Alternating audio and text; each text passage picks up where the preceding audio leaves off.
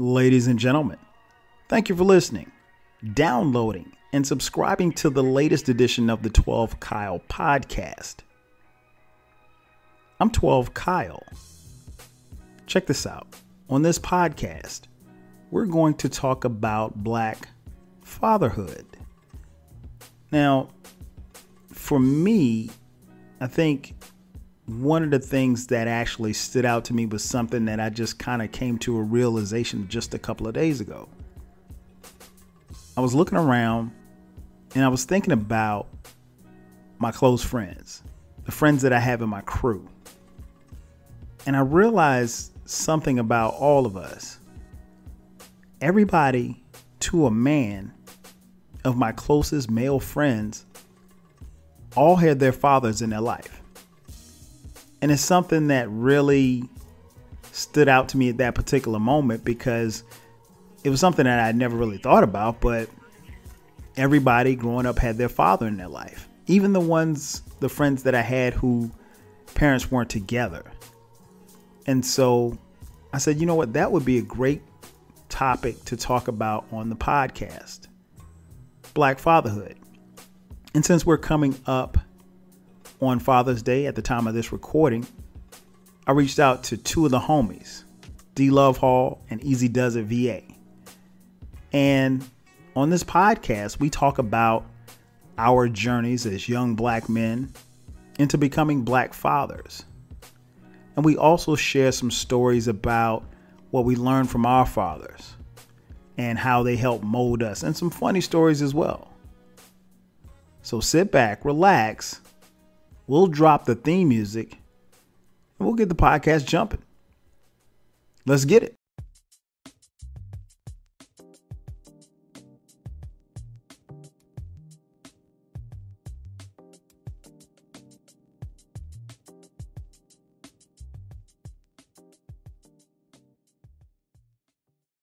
Welcome back. Once again, it's your boy 12 Kyle, the 12 Kyle podcast. And we're talking about Black fatherhood. And as I mentioned in the intro, we got two special guests. Now, if you've been following the podcast, you know these two guys.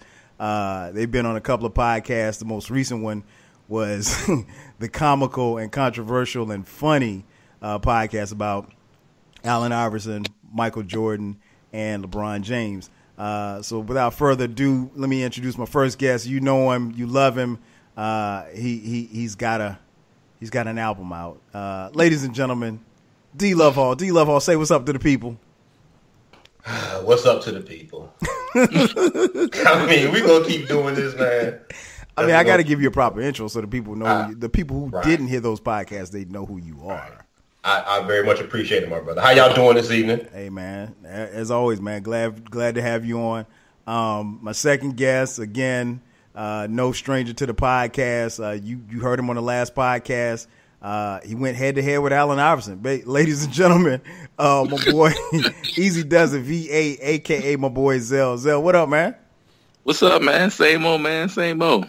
Yeah, man. We got a lot of positive feedback from last podcast, man. People really, really loved your story about you and Allen Iverson going head to head. I'm sure they did. Making the ball disappear. I listened to that podcast the other day, man, and I still was at my desk cracking the hell up.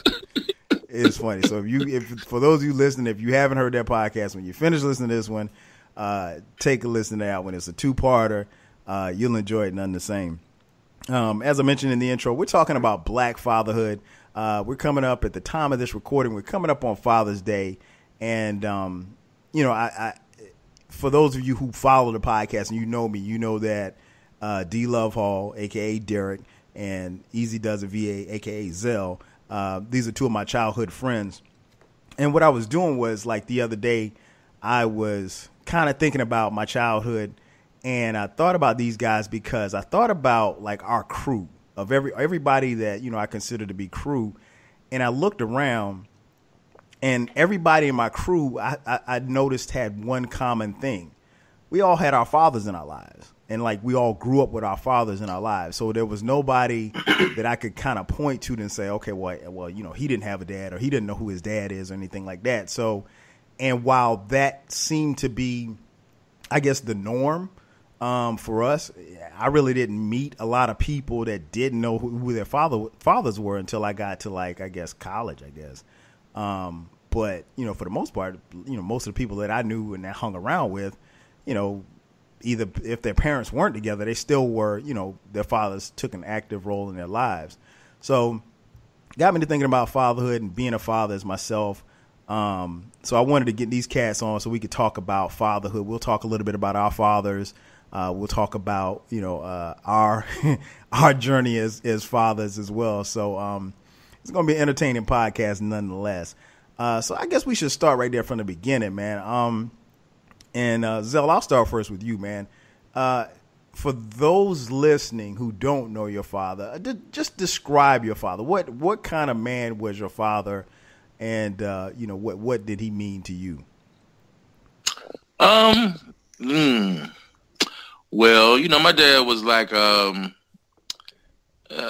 you know, I think at one point in time, I think, Kyle, I was listening to your podcast a while back when you had Blog Talk Radio. Back in the day.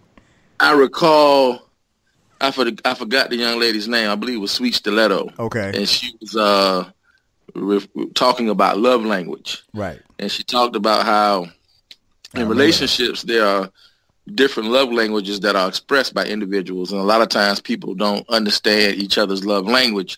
Therefore, there's a breakdown because that's not their definition of love. So my dad's love language is different because he was very like a provider, mm-hmm. and he was very functional, very black and white, not very much emotion. I think men from that era, you know, my dad passed away last year. He was 86 when he passed away. But men that come from that era, they, whatever they have seen, you know, they have a little different emotional, you know, their emotional intelligence is a little different. They're not very vulnerable. Right, you know what I'm saying? I can tell you on one hand how many times I've seen my dad even actually shed a tear, actually shed a tear.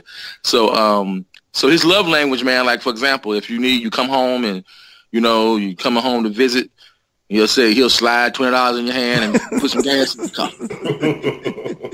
You know, that was his thing. You know, I call home with some problems and I'd be all upset and fussing and, oh my God, this, that, and the third.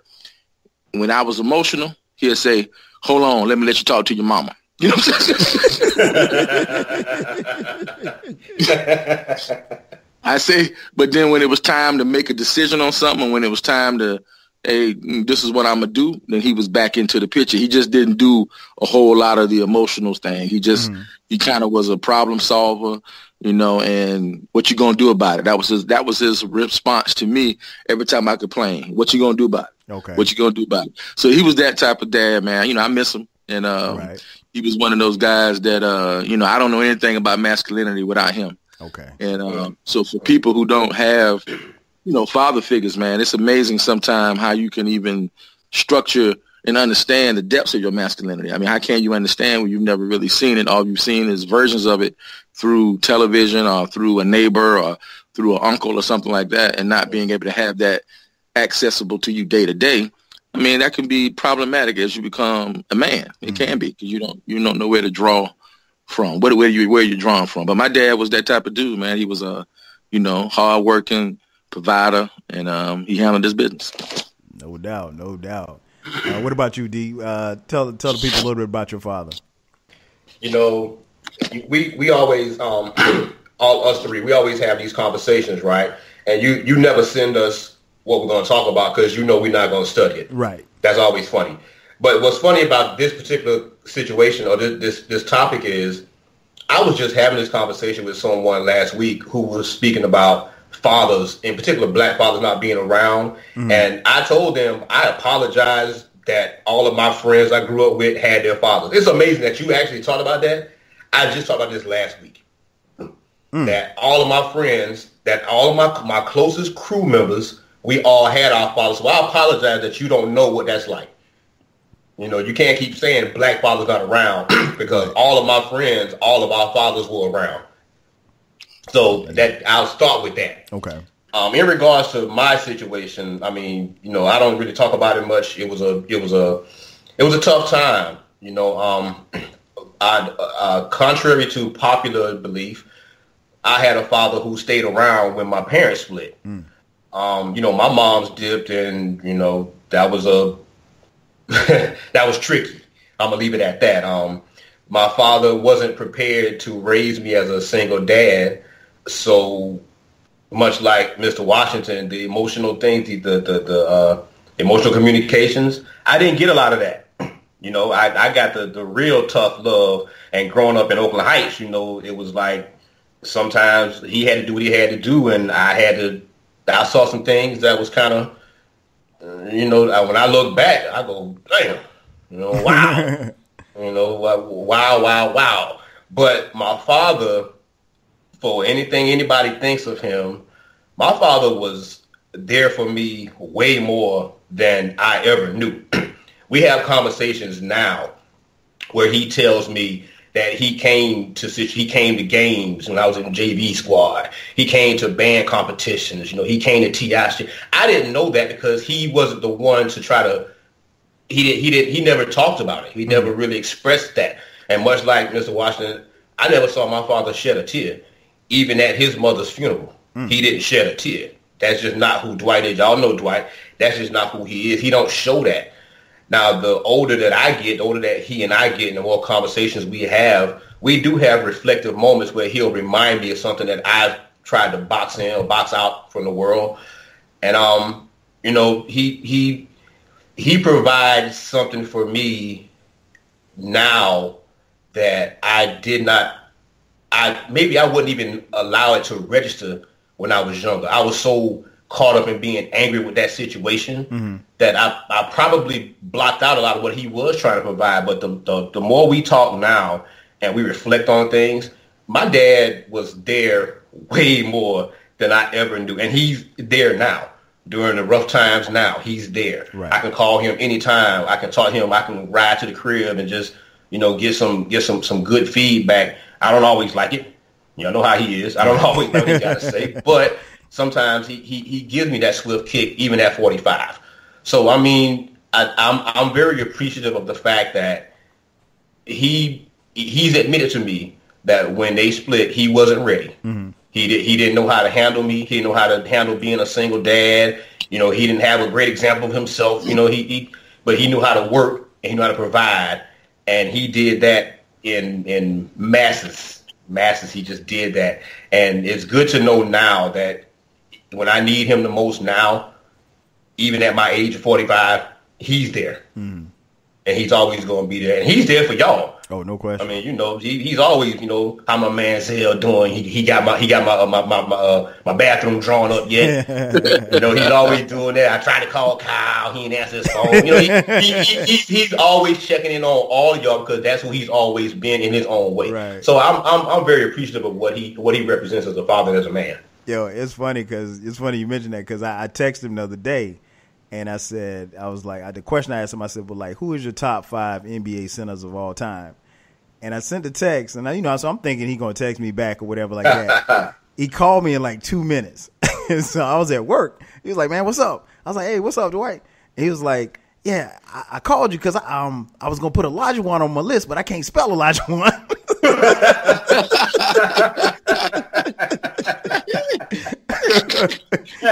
So, man, we had a nice conversation, man. So, yeah, you both of you, and it's interesting hearing you guys talk about your dads because, I see them through a different prism, obviously, not because I saw him from afar, but like Zell's dad he was always cool, man. I mean, like real soft-spoken, but he was stern in the sense you can kind of tell like he was a no-nonsense dad, but every time I saw him and every time he was around, he always made me feel like a son and made me feel comfortable in your home.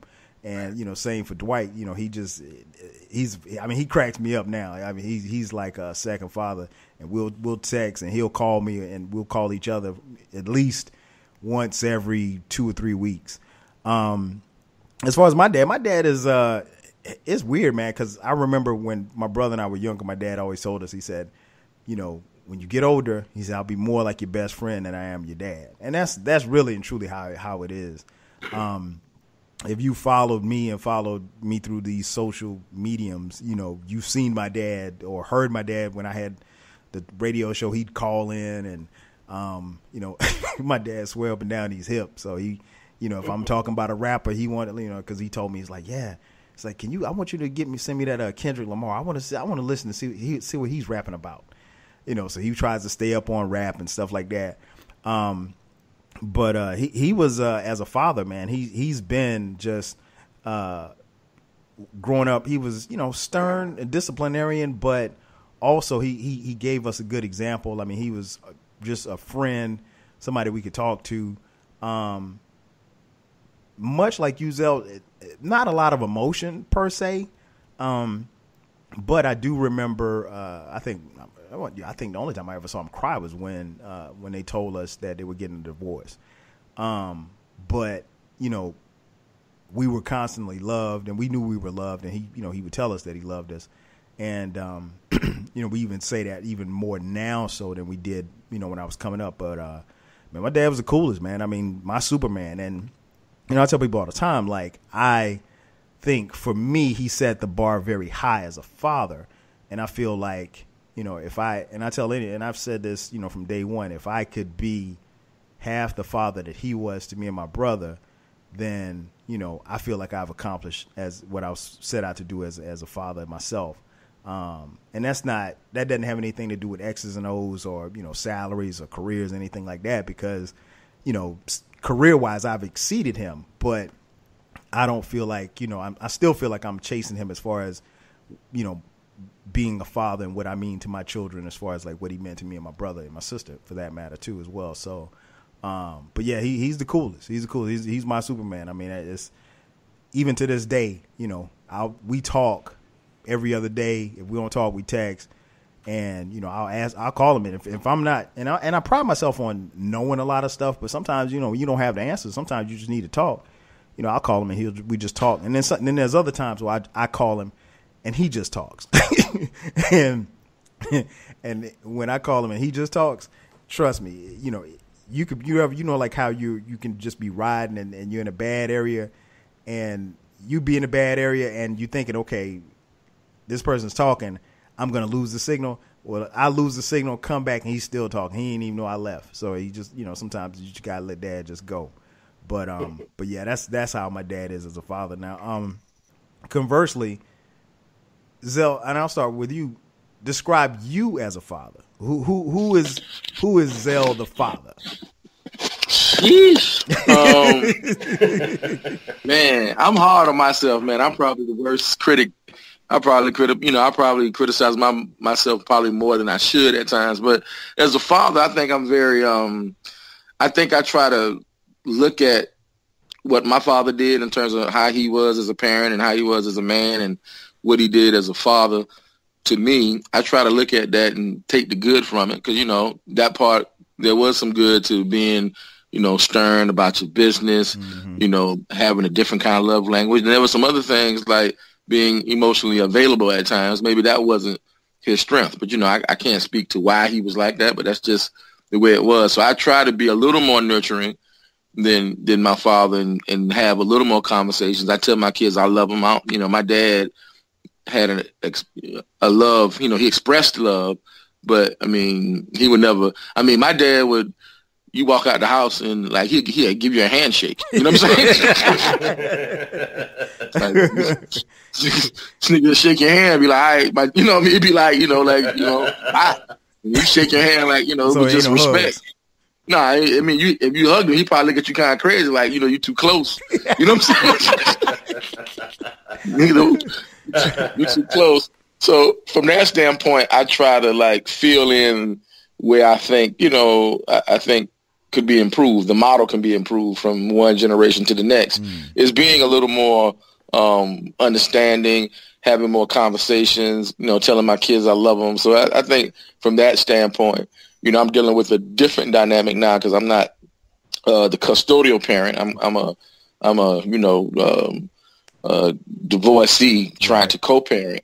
And that dynamic has its challenges, but I'm still able to impart, my wisdom on my children and try to at least give them a little bit of that Washington DNA. And so I try to do it all, man. I try to be the stern, no nonsense, and I also try to have fun with them and, let them know that it's okay to have fun. Sometimes you got to let your hair down. Everything ain't a rat race. Everything ain't a bill being paid. Everything ain't about that all the time. Mm-hmm. And you got to enjoy life, little doses at a time, man. If not, it'll fly by and, you don't get a chance to have these quality moments, these memories that you create with your kids. So, from that standpoint, I think I'm a pretty good father. And, the co-parenting thing is hard, but the fatherhood part, I think, has its rewards because you're not always on deck in a co-parenting dynamic. Mm-hmm. When you do have opportunities to be with your kids, you got to kind of make it work. You can't take it for granted. You got to try to enjoy them because, time flies. Next thing you know, they're going to have a license and rolling up. They're going to be leaving the crib and, they're going to be coming through, stealing food out your refrigerator and you ain't going to have no time with them, And okay as a father, man, and trying to improve on the model a little bit from what my father gave to me. No doubt. What about you, D? A lot of similarities in that. A whole lot of similarities. On my part, the co-parenting is a little easier on my side, but right. Everybody has their different dynamics, how they work on things. You try to be understanding because this new generation is mad tricky. Right. Is mad, and for anybody who tries to believe that it's not like it's like the 80s and the 70s how we came up, you are sadly mistaken. I try to give this warning to people who don't have kids yet, or they are so I want a baby so bad. Like, you better understand something. This new generation has so many tricks up their sleeves and so many opportunities to do the wrong thing. You got to be there more than you probably can be. You gotta work with other parents. You gotta coordinate a lot of secret meetings of how you're gonna cover some things. Because these kids nowadays, they have so many avenues to go wrong so quickly, so easily, that you got to stay on top of your game at all times. You don't have time to really be a half a parent anymore. You don't really have that luxury of being halfway there. You got to fully commit and then some nowadays, because if not, you're going to mess around and have an Instagram model. It happens quickly. Oh, shoot. I'm just saying. Hey, I believe you. I believe you. It can happen just like that. So, you got to stay on top of your game. And I try to, I try to take some of the lessons that Dwight instilled.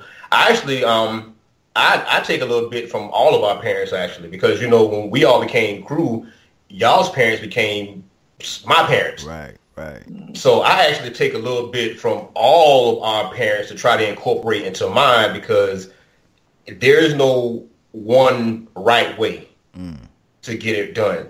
There's no one wrong way either, but there's definitely no one right way. And I often have to tell some of these guys who want to do this, I'm like, listen, man, you can listen to somebody and take their advice, but you still got to implement somewhat of who you are, right, and your values and your core into your children, because they're going to carry your name.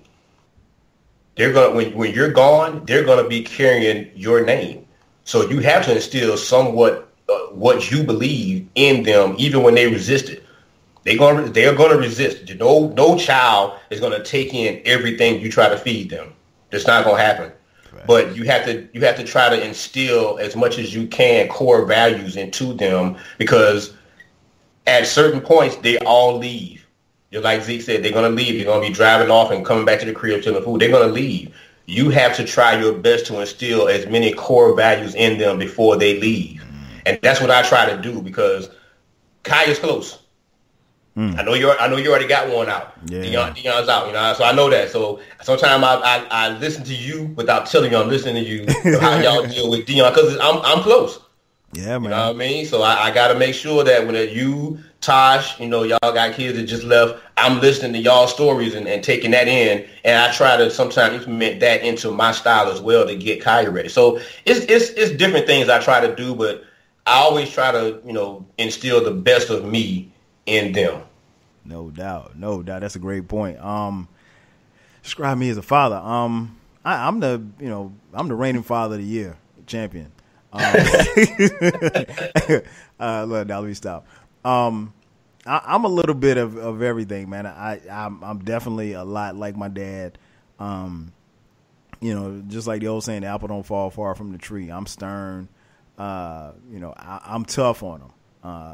Having 3 sons and a daughter, I'm very tough on them. But at the same time, I also give them room to, and it's interesting because, like, I was telling them the other day, I'm like, look, I give y'all the floor where y'all can express yourselves, where you can kind of talk back and say, how you feel.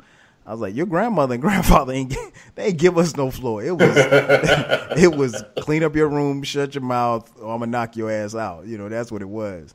But I'm loving. I'm like, Julius from Everybody Hates Chris mixed in with a little bit of Cliff Huxtable, with a little bit of Martin. So I'm stern. I'm funny. But I enjoy this time, especially as the kids are getting older, because, and one thing I've learned in fatherhood is that, with us having 4 children, and the biggest thing that I learned really quickly was that, unlike me and my brother, who are very similar, each of my 4 children are different, vastly different. So even how I parent them is different. Like, one I might be able to yell at. The other one you can't yell at. The other one you kind of gotta, give him pats on the back to get him going. You know what I'm saying? The attaboys. And then, it's almost like coaching. You have to kind of figure out which buttons you can push. And to be honest, the kids are kids, so they figure out, and it's almost like some days they're plotting, okay, which one of us want to piss dad off today? That type of thing. So, But no, I'm a little bit of everything with the kids. I think I try to make sure that I listen, and I'm talking to them constantly, and I give them the floor to talk and say what it is they have to say. I make sure that we spend time. Dinner time is like a huge thing for me. It's like for us that's the only time we all sit down and we can talk as a family. And we didn't really have that a lot when I was a kid, because, your mom might be coming in, she might be cooking, and she might be going right back out to choir rehearsal, and dad might be getting off work or whatever like that. So we have a pretty even family structure here. But yeah, I'm and I mean, as the kids have gotten older, they'll tell you that, dad tells stories. So they hear stories about what we used to do and, this type of thing. And I almost have a story for just about every scenario that they ask me about. So at some point they're going to get tired of the stories. But right now I still hit them with the stories, though. But yeah, that's me as a father, man. That's me as a father. So the next question I want to throw to you, D. Let's take it back, man. Let's take it back to what did you do when you first found out that your wife was pregnant? What was the first moment when you knew you was about to be a dad? Wow. Oh my. This is going to sound a little disingenuous. Okay. I don't remember. Damn, D. The moment that I found out she was pregnant. Yeah. I don't remember. I know that was some years ago. Yeah, but I don't. 16 years ago. 16 years ago. I don't remember. I remember when she was going into labor. Okay. Well, you can give me that then. But that's gonna sound funny to you because I had just left Atlanta. Yeah. Was that when we were hanging out at me and Zell had came down for... Was that for my birthday party? No. Okay. Cause we it might have... You know what? It might have been one of your birthday parties. Yeah, it was. Yeah, it was. Yes, it was. Yes, it was my birthday.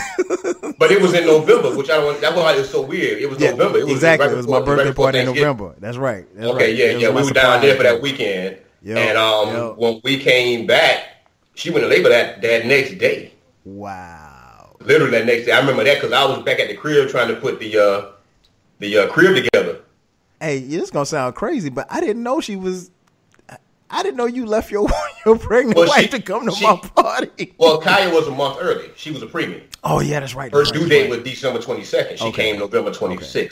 So that's why, and her mom and her family was at the house when I was in Atlanta. We had, it was all coordinated. Okay. And for those of you listening, no, I didn't have Derek come to my party. This was a surprise party thrown for me. I had no clue. They knew about the party. I didn't. It was all coordinated. Everything was coordinated. Okay. But when I got back that next day, we went to have a checkup, and the doctor said that the umbilical cord had wrapped around her neck, so she had to go into labor right then and there. Wow! So everything changed. Like everything flashed right then and there. I was like, "Oh shit, it's about to go down." Yeah. Whereas in my mind, we got a month left. Right. I got a month, so I remember that anxiety kicking in because it happened right then and there, and that anxiety kicked. And everything I thought I had planned in my head, I had to rush it. And then, my relaxed time and chill time was gone. Right. And then when she got here, how did the world change? I realized that for the first time, my life kind of meant more than what I was allowing myself to believe it was to be. Because you got to remember when I was going through my joint with my parents, I didn't know what I was going to be. Mm-hmm. So I went to the Army and wild out, jumped out of planes and helicopters because I just didn't give up by nothing. I'm just going to do whatever I want to do. I'm crazy. I'm wild. And then when Kaya came, I realized that I got to back up, and everything that I've done, I got to wash that clean, because everything I do from this point on is going to be about her and create a better life for her. No doubt. So it wasn't about just me just trying to. I was going through a time trying to wash out my old demons. Gotcha. And when she got here, I shut that whole thing down, and everything became about making things better, so she don't ever have to see what I had to see. Gotcha. What about you, Zell? When you first found out that moment that pregnancy test came up positive? Yeah, we actually we were kind of out in front of it because we were working on starting a family, so it wasn't like a shock or a oops or any of that. So it was a planned skeet. Yeah, man. Planned skeet. Wow, I don't think I knew that. Yeah, it was. I mean, because we, I think at the time we had got married. We wanted to wait a couple of years to get settled in before we started having kids, and that's exactly what we did. So, so it wasn't a shock when I heard the news. It's just like I think, like how Dee said, it's kind of acknowledging like your life is about to take a shift. Mm-hmm. And you just don't know how and what and when and where, but it's about to shift. You can't really prepare for it, but so much, you can have plans in your mind till the cows come home, but until you actually have to go through the day-to-day process of raising a child, that's the only real true understanding that you have of the impact. Mm-hmm. So, we anticipated it, but it's different when it actually comes and it's there and in the emergency room, and when she had the kid, it changed the way I saw the world. I mean, truly, like, Derek was jumping out of planes, but I probably was selfish as hell and just trying to, buy fresh jeans and polos. You know what I'm saying? Like, I was still trying to be fly. I wanted my fit to be right. I wanted the seams in my sneakers to look good. Like I was still thinking it was about, me. When you have a kid, you realize that, some of the little superficial, artificial things in your life, you gotta bump some of that down now. Right. So it's about Pampers and Similac and child care, and who going out this weekend. You know what I mean? You got weekend duty. You know what I'm saying? Daddy duty. Hey, ain't nothing like having like back-to-back daddy duty weekends, but you be pouting after that second week. You be looking at you be looking at your lady when she come in the house with your face be all types of balled up. 100% facts. Especially when they babies and you got around, they got to change the pamper and feed them and all that, man. Like, you know, yeah, man. And that's the one thing about my father.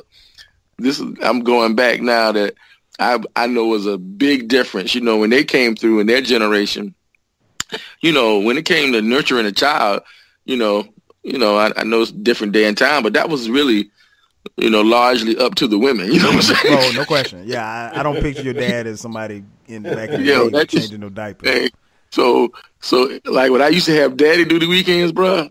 He ain't understand. The disgust in my father, bro. Yo, I used to feel so small because he used to be like, "You home with the kids again?" He like, damn, like, I mean, he used to like stutter and just get upset. Like, wait, where their mama at? You know what I'm saying? Hey, he be stuttering and be like, "You don't know nothing about raising no children. You need to you don't know nothing about that. You don't get involved until they get a little older. You know what I'm saying? You just supposed to open up the door and bring in the groceries, my nigga. You changing no pamper, but you mean? My dad used to call when I had daddy duty, man. He used to be disappointed. Like, oh my God. You accept the duty willingly?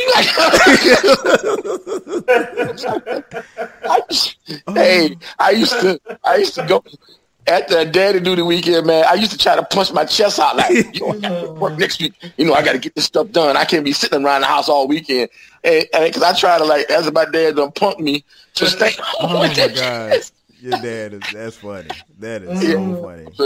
So for sure, man, having kids and adjusting to parenting and impacting your life is for real. So yeah, I definitely remember it. Yeah, our situation was different. We weren't married at the time. Sharice was actually in college, and I was here in Atlanta, and she was at South Carolina State. And I remember she came here one weekend, and she was like, "I think I'm late." I was like, "Late for what?" And I remember she was like, I think my cycle is late because, it hadn't come on. And she'd been taking the pill. So I was like, we good. We good money. I mean, we've been dating for like 5 years now. It didn't matter. And what happened was she had some type of rash or something on her arm or something like this. So she had to take some antibiotics. And antibiotics ended up killing the potency of the pill. So boom, boom, here we are. We're pregnant. So I remember I remember that moment just looking at the thing, and that thing, I think it's supposed to turn blue. Man, that thing went from like pink to hot pink. And then when it turned to like hot pink, I was getting excited. I was like, oh, we straight. Man, that thing turned to like Carolina blue, Crip blue. It was like Dodger blue. I was like, oh.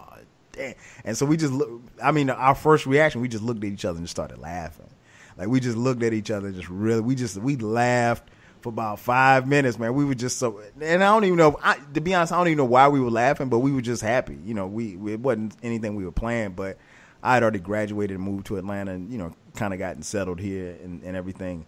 But having Dion, what that taught me like you said, I saw the world totally different. He was the most important thing in my life, and still is. And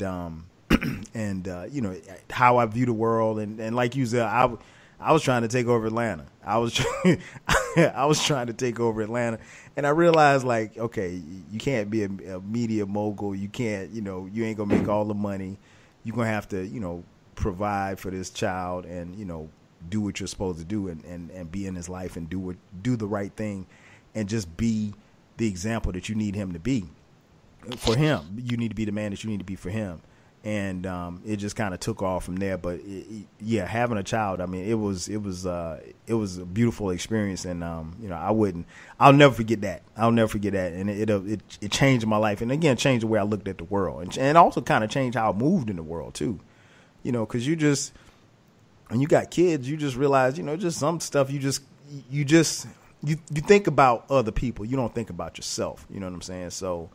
Yeah, I still wanted to go in Foot Locker and get J's, but, if I got J's, I had to get him some J's. So, it's like that. Or maybe I'll go get him some J's and don't get me no J's. So, you just think about your kids first. And it's innate, and that's what we do now. We still put our kids first, so we'll make sacrifices. And, it's the same sacrifices our parents made for us.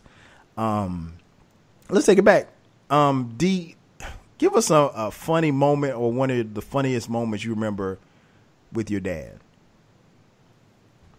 Oh, funny moments. We don't have a lot of funny moments. Y'all got some funny. You mean like when I was growing up? I mean, growing up, or even as an adult. I tell you what. When I joined the Army, right? I was 18 when I went to take my physical and all that, so I didn't need his permission to sign up. And I was so determined to leave Florence because I initially wanted to join the Air Force. But I couldn't wait for the Air Force to respond to my ASVAB test, so I went with the first one, which is the Army.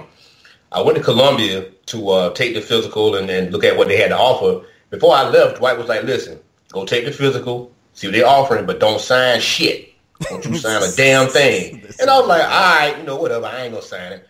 Man, I couldn't sign it fast enough. I signed that joint as soon as they made the first offer. They said when you can leave. I was like a week later, they're like, all right, we got you. I signed up. I got home that night. And I showed him the paperwork, and he didn't say a word to me, right? Wow. He looked at it. He saw that I signed it. I probably had an evil smirk like, yeah, take that. And he gave me a look like, okay. The next day, he went to the recruiter's office, and he threatened the recruiter to kill him.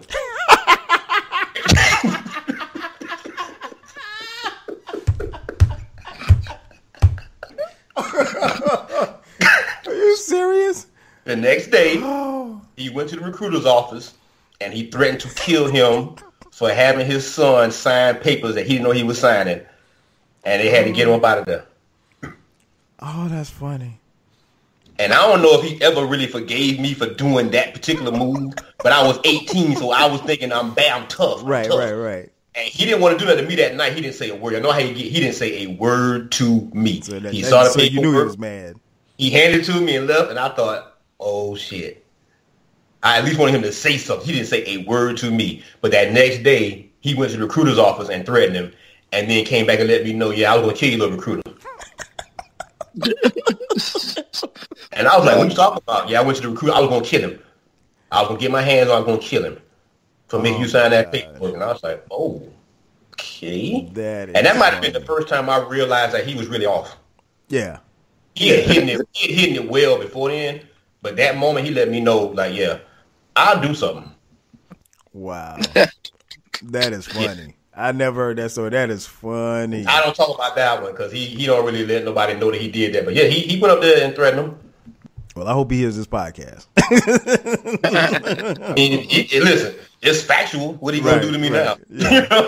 What he gonna say to me? I know he gonna hear it. What about you, sir? Any funny moments from your dad? Funny moments. I got a few, man. I think y'all might have heard this one before. I know they spoke to this at his funeral, and I think I've mentioned it again at their 50th wedding anniversary during that celebration they had. But my dad was like, he was a little bit militant. I mean, he definitely was, older man, and at his age, he's seen a lot in terms of like racial injustice and all that kind of stuff. Mm-hmm. And so he always was a very, he questioned the man. You know what I'm saying? We know. Yeah, significant questions for the man. So one thing back in the days, man, my dad used to, we used to go. I remember the Kroger over there on Evans, where the Kroger was. There used to be the high grocery store at one time, as far as newness and. Had the dope produce, that kind of stuff. and look, man, we we in the joint, and my dad, like $100 worth of groceries back then was like a buggy full of crap. Right. $100 worth of groceries now is, pretty much a third of your buggy is full. That's $100. Yeah. And my dad used to fill up the buggy with groceries. We used to go do the big shopping, and then they would, he would write a check, and they would want to check his ID. So he would always give them a hard time. He was like, man, either you're going to take this check you ain't taking nothing. This is all you getting. All the information is on the check, Jack. You ain't getting nothing else from me.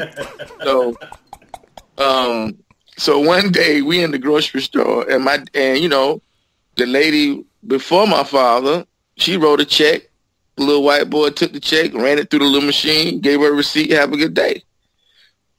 So my dad came in with hella groceries, though. You know what I'm saying? Black man with like $100 and something worth of groceries, right?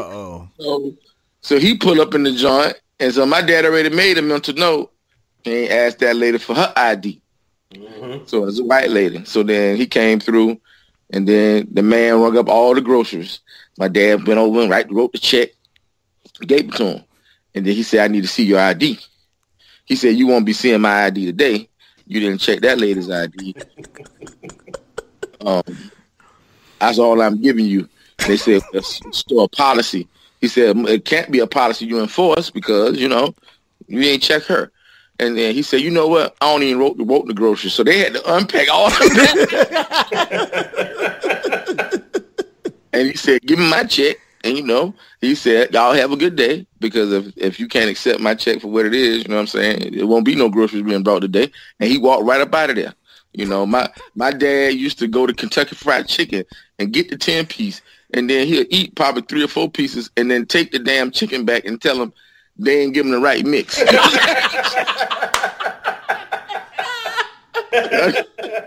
niggas say, I asked for 2 bread thighs.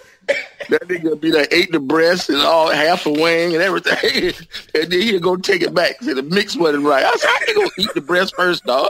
He's like, so my dad had a couple of moments where I was like, "Man, you can't be serious." But he would give, like, when it came to anything that he felt like, wasn't being treated fair, he would speak to it, and some of the situations was funny, some of them was serious. My dad used to go to basketball games when I used to play rec. He never sat in the stands. He would stand in the corner. He never sat in the stands. He would stand in an area in the gym, and he would make this noise. And every time I got the ball, he would say, "Yep." Yep.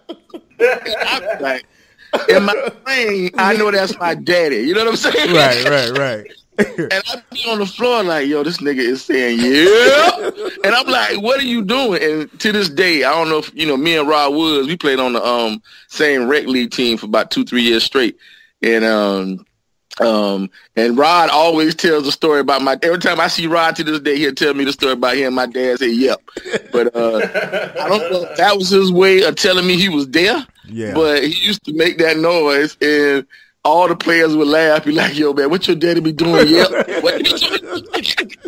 I'd be like, that's just him, man. But yeah, he had a couple of quirky things like that, man, that I remember that I thought was funny, but he was game face. You know what I'm saying? Hey, tell the truth. When Zenda start playing ball, you gonna do the same thing. Nah, I ain't gonna yell.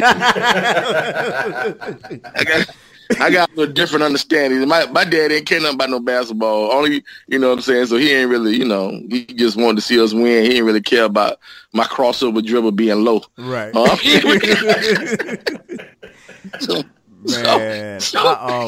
trying to think. What a funny moment. One of the funniest moments, man, you guys know, and everybody listening probably heard me talk about it before. I played football, and my dad was my coach. I started playing organized football at 8 years old. And I played receiver. And so I remember one day, man, we were just playing catch or whatever. My dad was living in these apartments. This was after my parents' divorce. And, so we were playing catch, and I'm catching the ball. And he was like, "Well, you need to start running some routes. You need to practice running your routes." And I was like, okay. So I'm running routes. I'm doing different routes in the route tree or whatever. And, so it got to a point where after a while, I mean, because keep in mind now, it's just me and him, right? So I'm the only one running routes. So, you know, after a while as a child, you're going to get tired, right? So I guess I wasn't running the routes right or whatever. And so he starts fussing. Hey, man, you need to hustle. You're not hustling. You know, and that was one of the things that he used to get on me in practice about. He said, because I would be loafing. And, you know, with him being the coach, if I'm dogging it in practice, he got to, you know, he's not going to take, he's going to be hard on me in practice than he is any other kid because he don't want to show any type of favoritism. So I was, you know, kind of jogging back or whatever because to be honest, I was tired. And so he was showing me how to run a post route. He was like, you run a post route like this. So he ran the post route and ran it. I threw in the ball. And so the next route was an end cut. So you basically just go up 10 yards and then come straight across the middle. And so by this time I'm tired. I don't want to run an end cut. So he made me run it. I ran it like 3 times back to back. And he was getting on me about coming out of my break. So, excuse me. So I'm tired, right? So he's like, I tell you what, I'm going to show you how to do it. And so he lines up. I snap the ball. He goes running. And I guess he didn't realize, but he was getting kind of deep. And we were, again, he lived in this apartment complex, and there was this little small tree near where we were playing. And he ran his route a little deeper than he should have.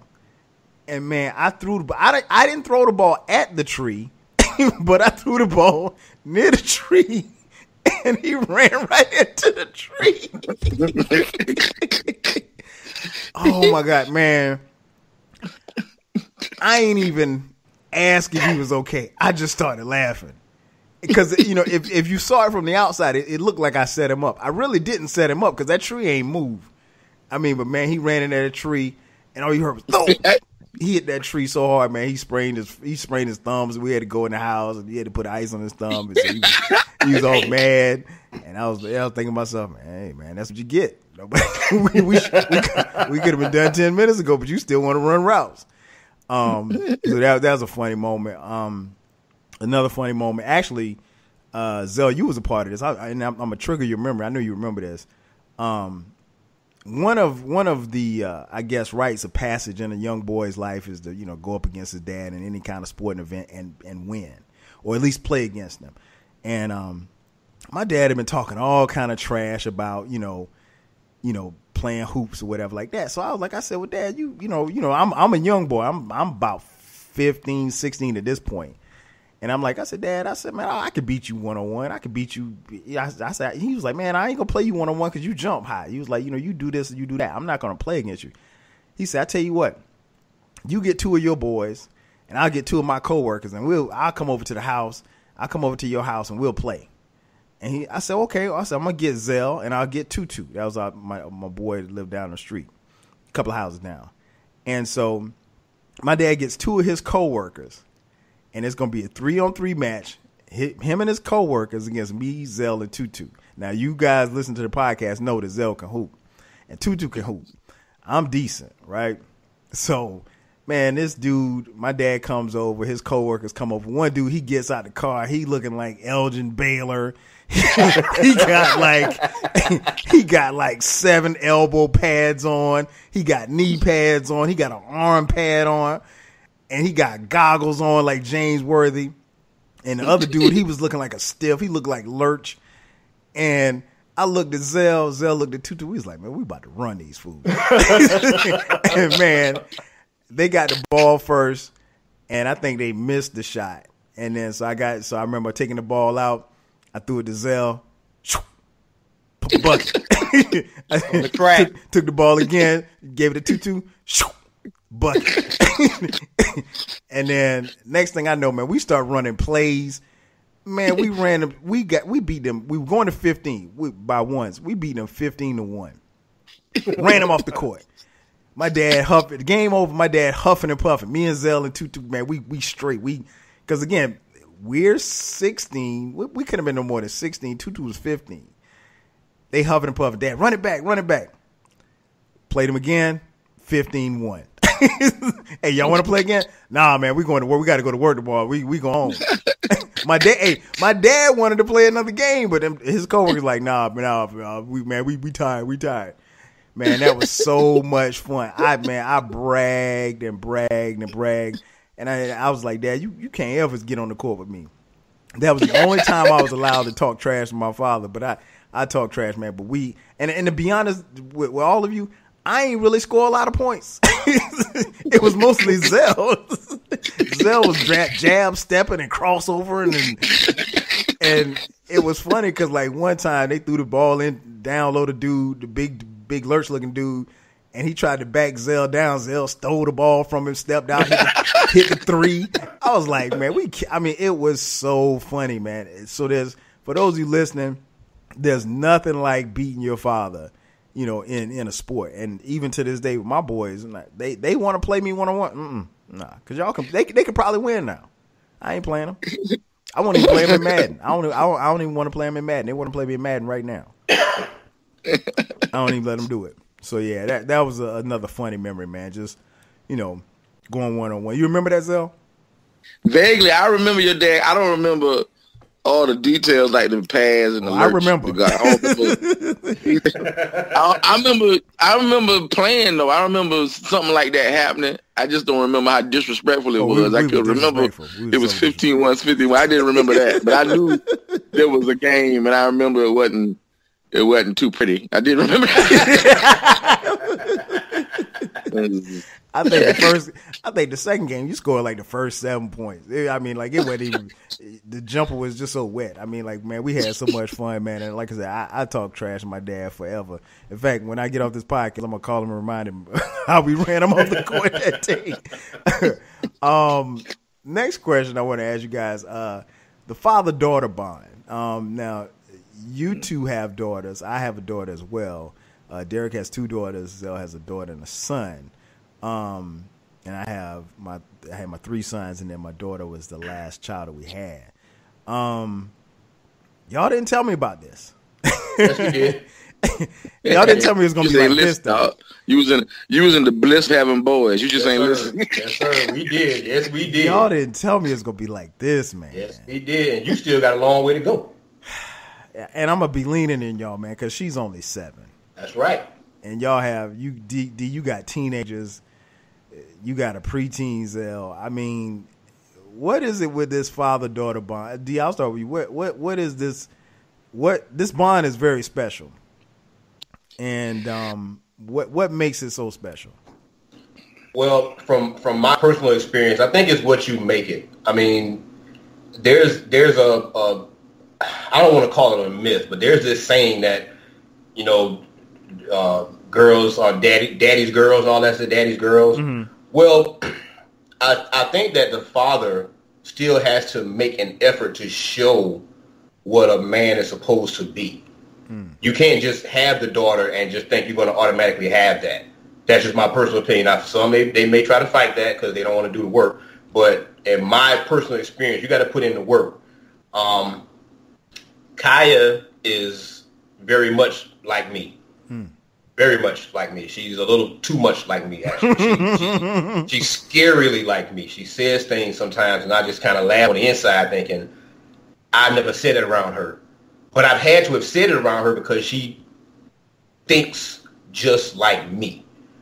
So I think you got to put in that work. You got to pay attention to what their needs are, and you got to kind of cater to it, but still have that stern, backing. Like there's people who thought because I was so mean and anal that you have a daughter, you're gonna change. It's almost as if I took offense to that. So I was harder on Kaya in the beginning because I didn't want people to think I was a punk now. Mm. You know what I mean? Mm-hmm. And when people was like, man, that's a girl, I just go, no, she's not a girl, she's a child. That's where y'all fall off at. Y'all keep thinking that girls and boys are different when it comes to discipline. It's not different. I had to discipline Kaya and eventually Erica in the same ways I would discipline anyone. I was never trying to kill them, but I had to lay that discipline down. And luckily for me, their mother was in line with me in doing that. But girls, man, I can't speak for boys. I have no sons, at least that I know of. I don't know about that. Girls, man, there are so many little traps. There are so many little like boys. When Kai talk liking boys, I used to listen to her talk about the boys, and I used to be like, "Oh, you're so stupid. My daughter will be smarter than this. You gotta have game. You can't be letting these little boys run game on you. These little dusty ass boys running game on you."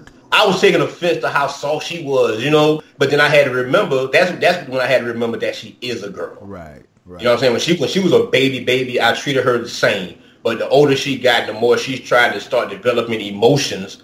I had to peel back a little bit and be a little bit more sensitive to her needs from the perspective of her liking boys and boys doing what boys do. You know, but that she, you know, the world over. My boyfriend, we broke up, and the world's over. I was like, shut up. You can't say that, D. I know. I never said it out loud, but in my mind, I was like, come on, you my daughter. What are you doing? Why are you crying over that little punk? You know, but it was I say it's a bit humbling because you think that because you instill these things in your children that they're going to automatically pick it up. Mm-hmm. And when they don't automatically pick everything up, it reminds you that you never stop working on that. Mm-hmm. Because some people raise kids to a certain point and they're like, I've done my job. I'm done. I'm going to the bar. I did my part. No, actually, it never really stops. And until you experience it, I don't think you can really relate to it. Never does stop. The teachings never stop. The nurturing never stops. The being there for them, it never stops. It's a never-ending cycle if you're dedicated to what it is. I hate to call it a job because, you know, you can quit a job and all that. You really shouldn't quit parenting. No. That's just not a thing. You should look at it as a job. I look at it as I made a choice to bring them into this world. They didn't choose that. I made that choice. It's my responsibility to do the best I can to provide everything I can for them. When it comes to having girls, I'm just speaking from my perspective, I had to find a level of nurturing that I didn't know I had. Mm. You know, I've dealt with women, I've dealt with I've done all that stuff that I've done. But when it comes to being a true live nurturer, I had to peel back some of my layers and let that out because I was always guarded with mine as well. Mm. But I had to show them that I could be vulnerable so that they would feel comfortable being vulnerable to me. Because the worst thing that can happen is they're going through a situation and they don't feel comfortable talking to you about it, coming to you to tell you what's going on. And that was Kaya for a while. She boxed it in as well. I had to peel back a lot of my layers to let her know, hey, listen, yeah, I don't like it, but I'm not upset with you. Let's work through this. Mm-hmm. I'm going to nurture you through this. I'm going to be your nurturer as well. I love you to death. Mm. I love you to life. So I'm going to be there, but I can't be there unless you allow me to be there. But at the same token, I had to make her feel comfortable allowing me in that space as well. So it was a little different for me because I don't have a boy to practice on. You know, I don't have anybody to be tough and you know, get your ass in the lane and turn around and shut up. I had to really peel back a lot of what I thought I was and realize that I couldn't be that person with my daughters. Gotcha. What about you, Zell? The father-daughter bond. Man, yeah, it's different. You know, like as they say. I mean, you know, for most daughters, I mean, their father is going to be their first quote unquote boyfriend. You know what I'm saying? Like you become the first example of a man that they see, and whether they understand it while they're experiencing that, they probably don't, but it plays itself out as you become an adult, as you find mates for yourself, you know, how you compare them to your father. All these things happen, you know, in their lives. So that bond, you know, is going to carry, you know, it's going to go a long way with your daughter. You know, she's going to live the rest of her life always comparing everybody to their dad. That's just how life is when it comes to daughters. But yeah, the bond is there. I mean, me and Zaria, we have a you know, first of all, everybody says she looks just like me. So then she really looks like your sister too. Yeah, she look like you and your sister.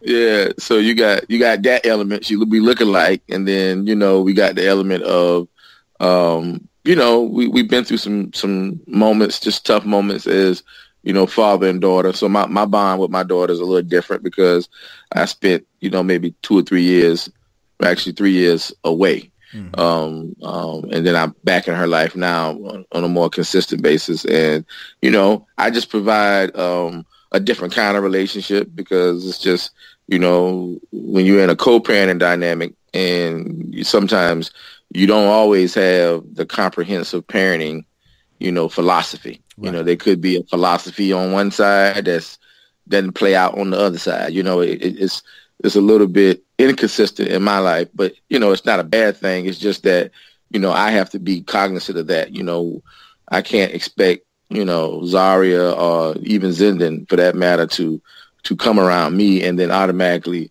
just fit into the way I live when they haven't been living around me. Mm-hmm. So I have to kind of give them some time to make adjustments and whatever. But, you know, our bond is like that. I think I've been more of a just more understanding and trying to encourage, you know, my daughter to have a voice, her own voice, and try to find her own voice and how she views life, how she understands things, so I can help with giving her the game or giving her a perspective. Because if you don't really know how they think, sometimes when you give them all the wisdom, sometimes it comes across as preachy, and they don't listen. Yeah, so you got to find a way to engage conversations with your daughter that they see value in it. And a lot of times it's hard to do this as a parent because most parents don't allow their kids to talk, but they just tell them what to do or tell them how to be.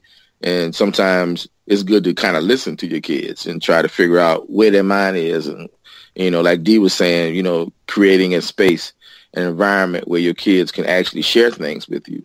And Zara and I, we've been that, you know, when things get really, really heavy for my daughter, she just called me and just start talking.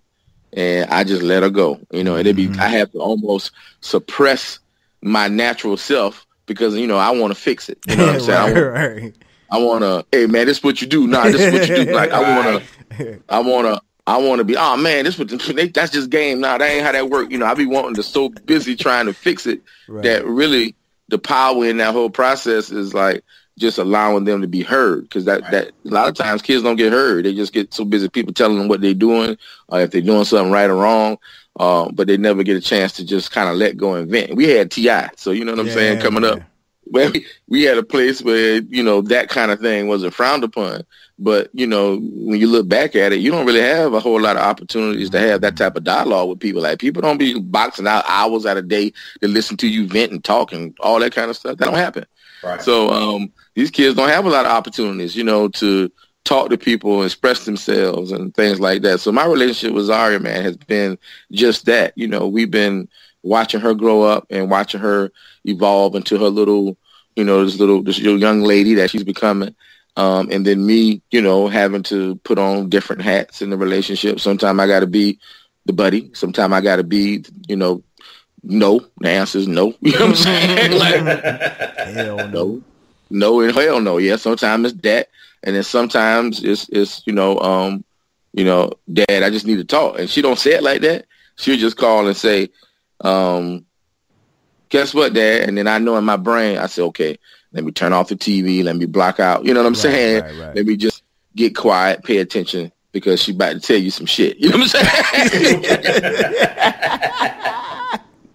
So let me get my dad hat on and try to, you know, help her navigate through whatever it is. So it's a special relationship for dads because, you know, you connect with your daughter. You always want to protect them and make sure that, you know, their worlds, their lives are perfect. You know, that's your ideal, but, you know, life ain't like that. So then you got to kind of go through it with them. And you know, no one's going to ever, the hardest thing about girls, man, there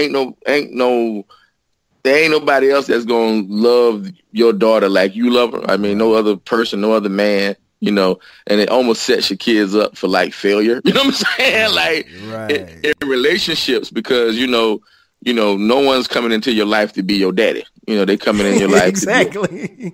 They coming in your life to be they coming in your life to be a partner. You know, and so I hadn't had to have that conversation yet. She's young, but I anticipate, that would be a conversation, and that's what I'm looking forward to, because my experience is a lot of times, women be trying to marry their daddies, and that ain't quite. You're not supposed to marry your daddy, yo. So hey, it's that conversation is coming, dog. Hey, yeah, that's another podcast right there. Another podcast. Hey, because a lot of us have been in relationships, and I'm not talking about anybody specifically now, but a lot of us have. I mean, no disrespect, but I'm a disrespect. I'm sorry. Go ahead, man. My bad. Go ahead. See how you set that up? Yeah, man. I'm just saying, a lot of us have experienced, people, places, and things where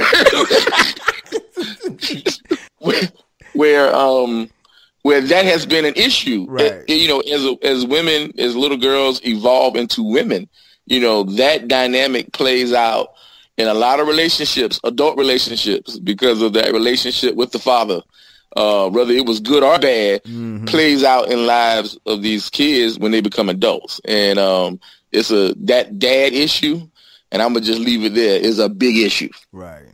And to the point where people say she got daddy issues. You know what I'm saying? Right. So whenever they give a social awareness issue, and they call it a dad issue, I mean, that's big. You know what I'm saying? And I think that comes from that relationship with your daughter, and then also helping them understand, helping them get to a place where they understand the importance and the value of having a father, and then where that line is. And, father, there's a line there. The line you got to kind of, draw the line in the sand and say, okay, you're a dad, and you're the only dad I'm ever had. Can't recreate dad no way else. Amen. Okay, I'm done. Yeah, I mean, that's a great point. Good job. I think I know, right?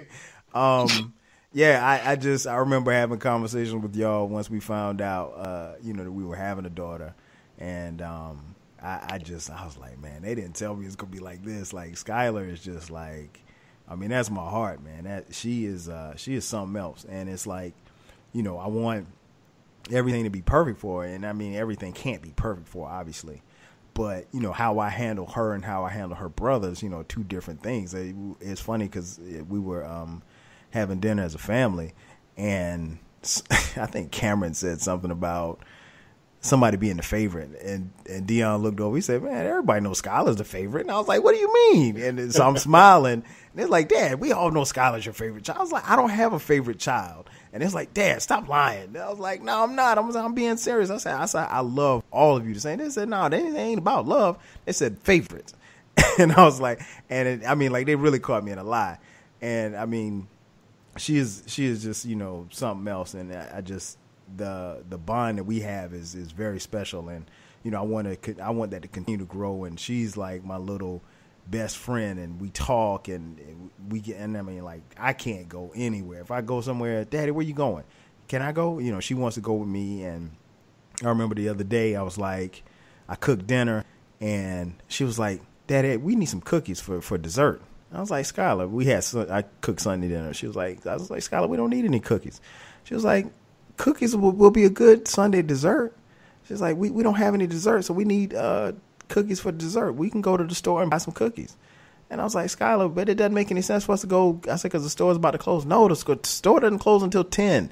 We got time to go and get, and it was like 7. She's like, "We got time to go get some cookies." And I'm like, "Skylar, no, I'm not going."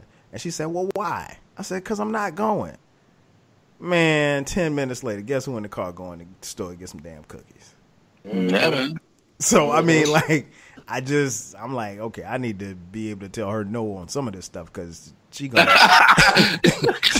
she already knows she got me wrapped, and it ain't, I mean, like, not just me, but me and her brothers, and, she knows how to play all of us, but, she is developing into the young lady that we want her to be, but I constantly, I talk to you guys all the time, so I'm hearing your stories and stuff like that, so you guys with your daughters are where I will be in a few, because I know the switch happens in middle school, and she's far from middle school, but, you blink time, just, the one thing that we, that our parents gave us, was time. And, we don't have, when you're working and you're ripping and running, and you're going to basketball practice and you're going to tennis practice and you're going to piano practice, you're providing all these things for your kids. You want that to be, something that they can build themselves on, build their confidence, build their legacy and what have you. But, we have to give them our time too. And like you said, our attention as well, because, a lot of times, you walk in a room and, I know, especially with my oldest, with Dion, I walk in the room, everybody on their cell phone, and then, so we have this thing in my house, you can't bring a cell phone to the table, the table, when we eat dinner, we eat breakfast together, no cell phones. If you want to put your cell phone in your pocket, that's fine, but you cannot have a cell phone open at the table, because table time is family time. So, but yeah, this father-daughter bond, man, we've done the father-daughter dances, and man, we did one earlier this school year, man, and we were dancing on the dance floor, and a song came on, man, and she looked up, and it was really, really weird. She looked at me, and the way she was looking at me, I looked down at her, and all I saw was, and she had on a red dress, but all I saw was a white dress, and I literally saw like me and her dancing at her wedding, and I was like, man, I had to snap out of it. Next thing I know, a little tear was about to come out my eye. And I'm like, man, hold up. Like, I left that room and I was almost into the future. And I was like, no, this can't happen. Like, I ain't ready for this. But yeah, it's a special bond, man. I mean, my sons, I'm Rambo on them. I'm hard on them, but I'm softer than a cookie on her, man. It's and I don't like it, but that's what it is. I can't help it at this point. But I wonder, Kate. I wonder if she was the oldest, would you feel the same way? Probably. Because I know how you work with the boys before she got here, and I've never heard you say tears and weddings and those type of words. I just wondered if it would have been different if she was the oldest. I'm just trying to get them out the house in college and out of my pockets. Like we and Sharice and I have joked, like we'll send them to any school across the country. Skylar, no, you going to Spelman. Like, you ain't going too far. Because my heart just can't take it. And I mean, I'm going through, we about to see what's about to happen to my niece, because my niece is about to go off to college. So I don't know how my brother, and that's my brother's oldest child, that's his only daughter. And so I'm interested to see how he's going to be, because I know the bond he has with his daughter. And my niece is like his everything, and she's my everything. So he going to be a mess. And so, you just, but like you said, you value the time, and because, you blink and the time does fly by. And, fatherhood is a beautiful thing. And it's something that, we don't necessarily always get right, but we try our best to get right every day. And, being able to see the mistakes that you've made as a father, and then, kind of try to rectify them each day and get better each day. So yeah, man, that's the podcast, man. Before we get out of here, y'all got anything y'all want to plug? Tell people where they can find y'all at. Do you got a new album coming out? Okay, I'm working on some joints with RO. There's a couple of joints to work on. Nothing. I don't have any solo joints I'm working on right now. I'm kind of slacking in my craft, but I'm doing some collabs with RO and another little rapper. I'm doing some stuff with y'all know, before y'all know what's up with that. But other than my stuff, I'm writing, but I'm not writing specifics. I'm just taking notes. Okay, gotcha. Zell, what about you? Anything popping with you? No, man. You know what I'm saying? I ain't got nothing to plug, nothing to say. I'm on Twitter, EazyDuzItVa. I think that is Twitter. I don't know what that's Twitter. What's my IG? The same thing. I think it's the same. Man. But you supposed to know that. I mean, you posted. You want to know what you posted. And he posted a picture. You posted a picture of a hat last night. I just want to point that out. Yeah, hey, man, some days late night drop. I peeped the late night drop. I peeped it. I was like, a hat? Really, my Chief? Okay. Hey, you can't. Everything can't be televised. You know what I'm saying? I know that's right. Hey, real quick before we get out of here. I just thought of this. Most important lessons that your father taught you. I'll start first. I guess the most important thing my dad taught me. He says 3 things you got to give a child: love, discipline, and an example to follow. Those are 3 things that he said somebody told him right before I was born. And he did a great job in that. So those are the 3 things that I try to impart upon my kids, and that's my goal. D, what about you? One of the things that you learned from your father? I think one of the main things Dwight might have taught me, man, was like have strong, grounded fundamentals and stick to them. Don't ever like curve yourself to fit into something that you're not comfortable with. Be comfortable with who you are and stick to that. Always stick to who you are at your core, no matter what. What about you, Zell? What you gonna do about it? I can hear your dad saying that. Yeah, man, that was, you know what I mean? You can complain all you want. And he gonna always, the next thing he gonna say is, what you gonna do about it? How you gonna solve it? How you gonna fix it? You know, that was him, man. So, you know, yeah, man, that was the lesson, man. You got to figure out what you're going to do. You can't stay stuck in the emotion of it being wrong and bad and all that.